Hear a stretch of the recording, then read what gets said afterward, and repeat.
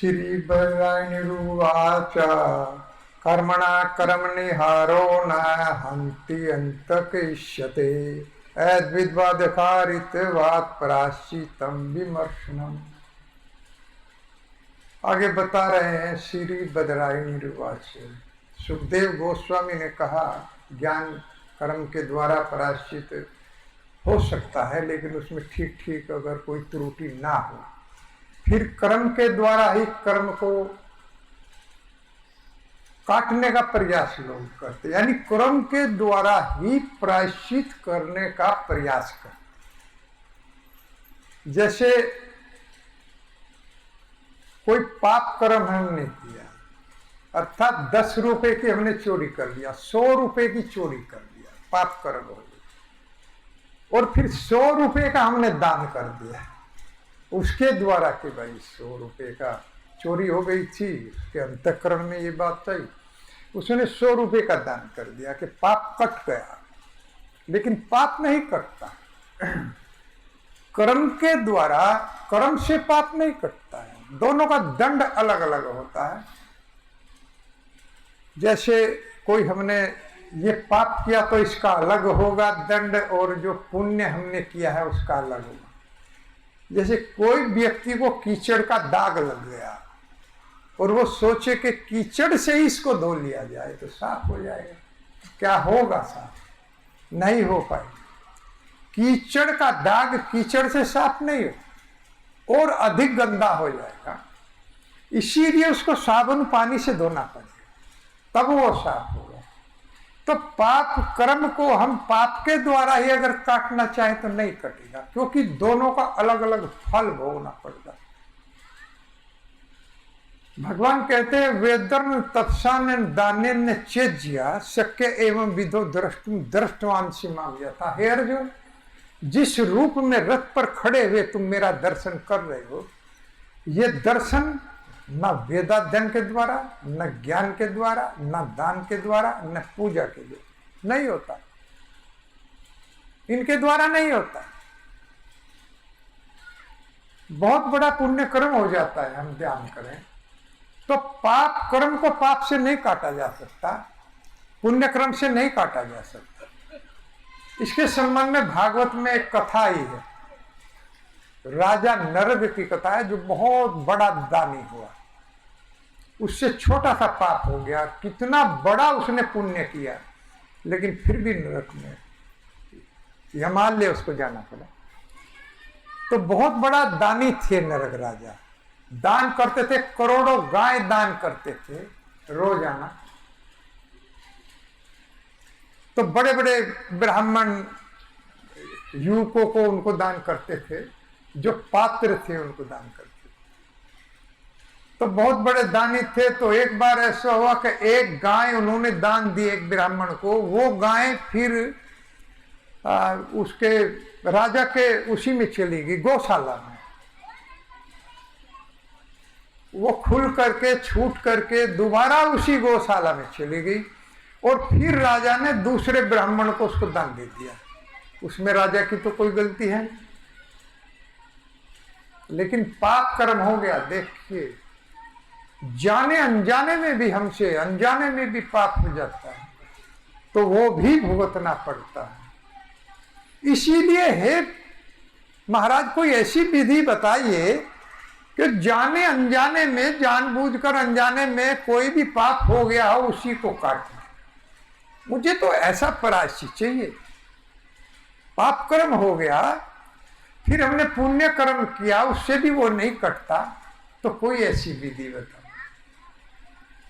तो राजा नरक ने बहुत बड़ा दान किया, हजारों गाय रोजाना दान में देते थे। वो गाय जो छूट करके आ गई, ब्राह्मण को दान किया था, वो फिर जाकर के उसी में मिल गई राजा की गौशाला में। फिर राजा ने उसको दूसरे ब्राह्मण को दान दे दिया, क्योंकि वो तो दान देता था। वो ब्राह्मण लेकर के आ रहा था, और दूसरा ब्राह्मण उस गाय को ढूंढने के लिए जा रहा था, अपनी गाय को।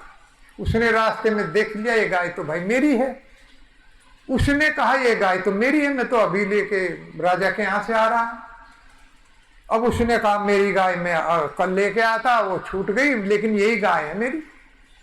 अब दोनों झगड़ने लगे, दोनों राजा के पास चले गए।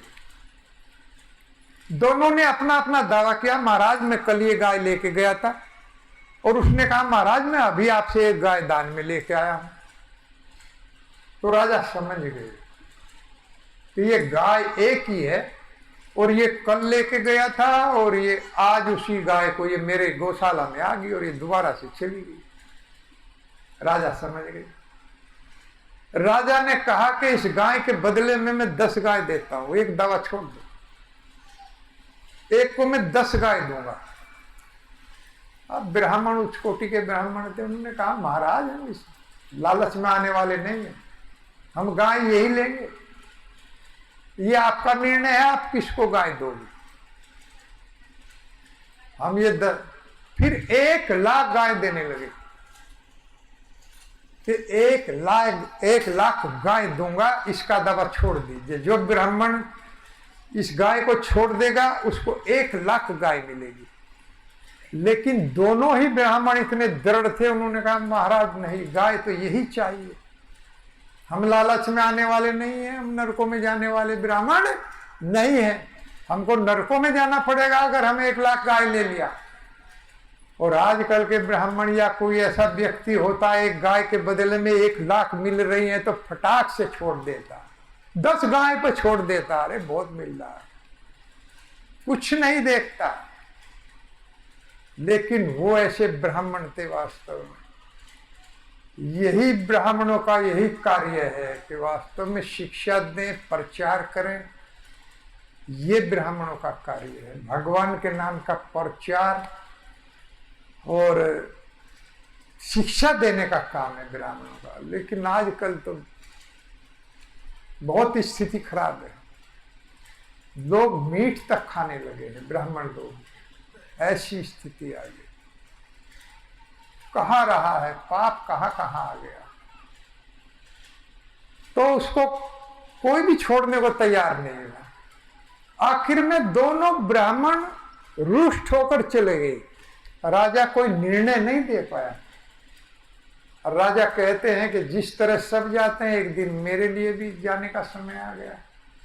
और जब मुझे यमराज के यहाँ पेश किया गया तो मेरे से पूछा गया, चित्रगुप्त ने देखा कितना हिसाब है, देखा कि इतना बड़ा पुण्य इस राजा का है कि जहां तक भी दृष्टि जाती है, चित्रगुप्त ने कहा पुण्य ही पुण्य है इस राजा के, क्योंकि गाय दान में देता। इतना बड़ा पुण्य करने वाला राजा, लेकिन एक छोटा सा इसका पाप भी है। इसने 1 गाय 2 बार दान में दे दी, राजा के अनजाने में ये पाप हुआ था। तो ये पाप है। तो पूछा गया महाराज आपके पुण्य तो बहुत हैं, लेकिन एक छोटा सा पाप भी है, बताइए आप कौन सा पहले भोगना चाहते। तो राजा ने कहा महाराज ये छोटा सा जो पाप है इसे ही पहले काट दो, मैं यही भोगना चाहता हूं। तो यही कहा था कि मृत्यु लोक में कुएं में गिरगिट बन गया, फंस गया, कुएं में फंस गया, छपकली कह लो या गिरगिट। उसमें बहुत बड़ा कुआं था, एक विशाल गिरगिट के रूप में आया और उस कुएं में गिर गया। उधर द्वारकापुरी में भगवान के जो पुत्र थे सांभगे, ये खेलने के लिए सुकुमारों के साथ में गए हुए थे उपवन में। तो ये वहां थक गए, प्यास लगी, तो प्यास पानी पीने के लिए उस कुएं के पास आ गए। और वहां जाकर के देखा, अरे इसमें तो बड़ा विशाल गिरगिट है। तो उन्होंने उसको निकालने का पूरा प्रयास किया, लेकिन वो निकाल नहीं पाए। फिर भगवान कृष्ण के पास गए द्वारका में कि प्रभु वहां पर ऐसे ऐसे गिरगिट है और वो निकल नहीं रहा है। भगवान आए और उन्होंने अपना बायां हाथ फैलाया।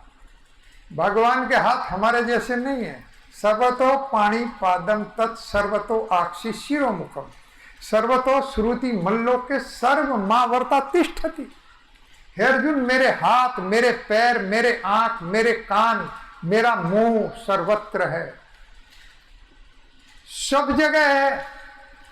और मैं पूरा का पूरा पूरे ब्रह्मांड में तिष्ठित स्थापित हूं। कोई भी ऐसी जगह नहीं है जहां मेरे हाथ पांव कान नाक ना हो।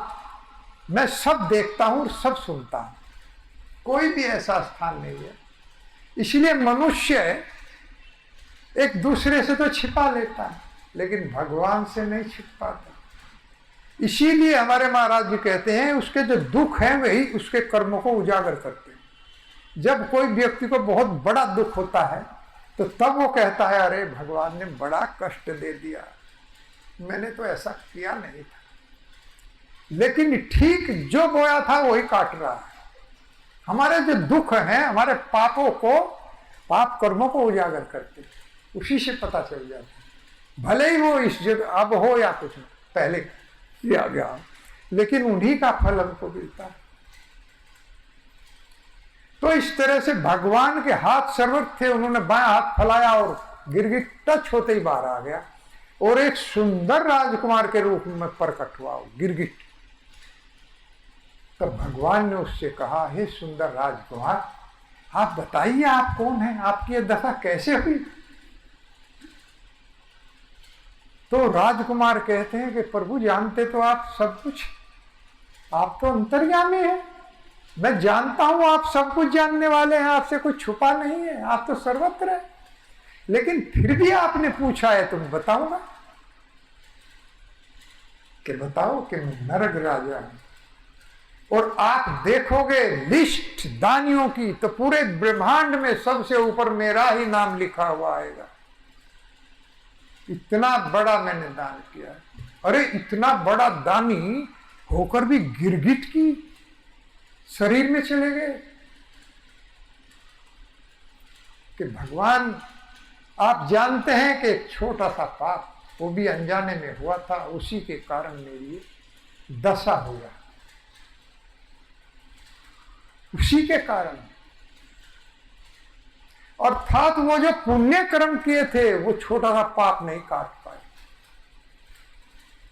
इसीलिए पाप कैसे कटता है? कर्माणि निर्दहति किंतु च भक्ति भजान गोविंदम आदि पुरुषम तमहं भजामि।